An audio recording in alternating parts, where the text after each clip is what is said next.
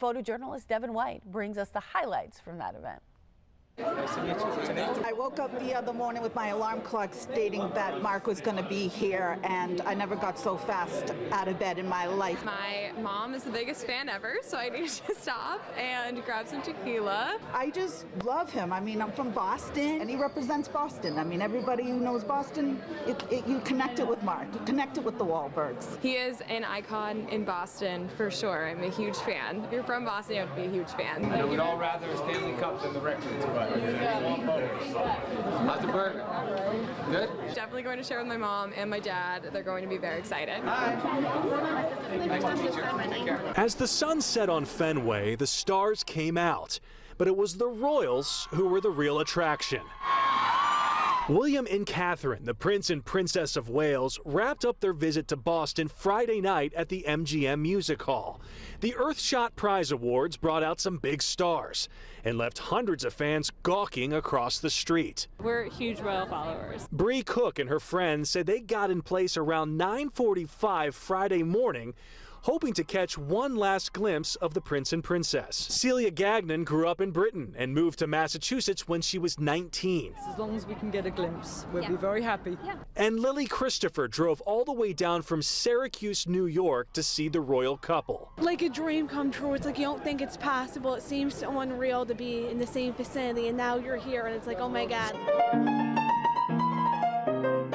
Piano has been the soundtrack of Stephen Feifke's life for nearly 3 decades. I'm kind of shy by nature, and as a kid, I oftentimes just found my deepest expression coming from, or rather being communicated through, playing the piano. This past weekend, Stephen received this medal as a Grammy nominee for his Generation Gap Jazz Orchestra album, but getting nominated was just the beginning. Thank you, thank you, thank you. This is incredible. I think about the fact that I'm the youngest person to ever win this award amongst some of my own musical heroes, including Duke Ellington and Miles Davis. To be in such incredible company is very humbling. And Brian Walsh is locked up on that $500,000 cash bail on a charge of misleading a police investigation and has not been charged with harming his wife. Details in that police log we just told you about contradict previous reports that Brian Walsh and Tishman Speyer simultaneously reported Anna missing. Investigators say they haven't found any evidence that she made it to the airport. We asked Walsh's husband if he knew anything more, but he did not want to comment on his wife's disappearance. Okay.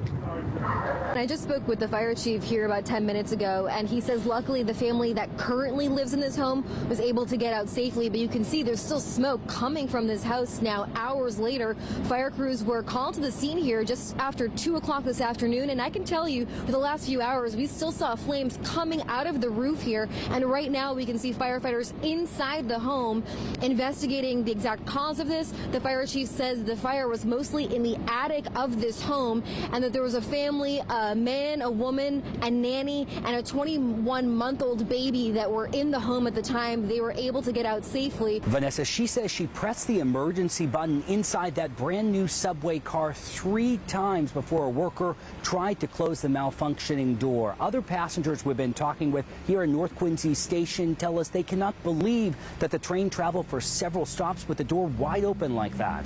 Officers here with BPD District 4 didn't know if there were any injuries when they first started getting urgent calls about more than 20 shots fired at the park. That's less than a mile from this substation here. Fortunately, there were not, but as you can probably imagine, there are a lot of families who were shaken up tonight.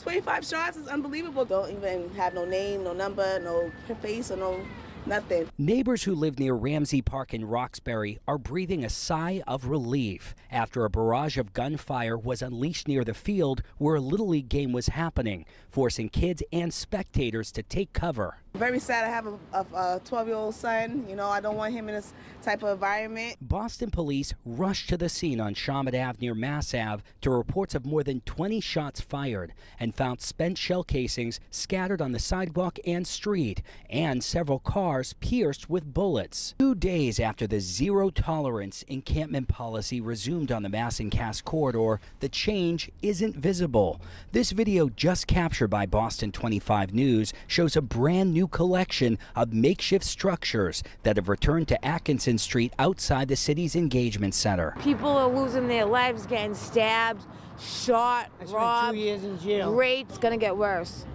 It's going to get 1,000 times worse. If you're looking at your screen, the footage we filmed on Sunday night on the eve of the so-called crackdown is to the left, showing a row of mostly tents. To the right is what it looked like on Wednesday night, the tents replaced with tarps. I think they really tried to do it, but there's no good answer. Friday night, friends and neighbors lit candles outside Celebrity Cut Barbershop.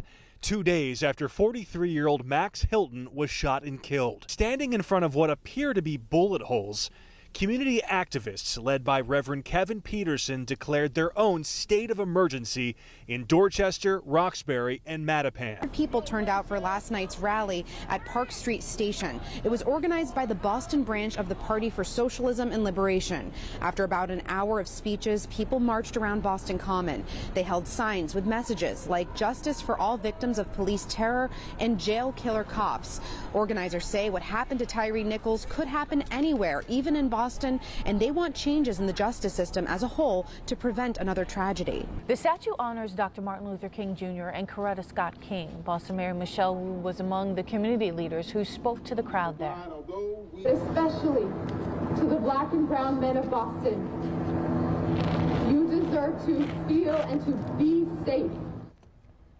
Mayor Wu continued to speak passionately about how incidents of police brutality have an impact on communities everywhere and undermine the trust of all police officers.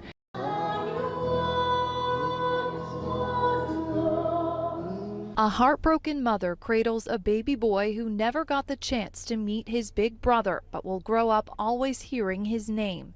3-year-old Harry Condi was remembered and honored at Lowell City Hall Saturday, 2 days after the first anniversary of his death. Friends and family sang and lit candles, comforting one another and uplifting Harry's grieving parents, Sam and Harriet, who are from Uganda. In our culture, when you lose somebody every year, whenever that anniversary comes, you need to pray and commemorate with them just to lift up your spirits for the departed. Since Harry's death, the community has raised thousands of dollars to support his parents, allowing them to lay their first child to rest in their family's ancestral burial grounds back home in Uganda. The community has grieved with us. It has supported us.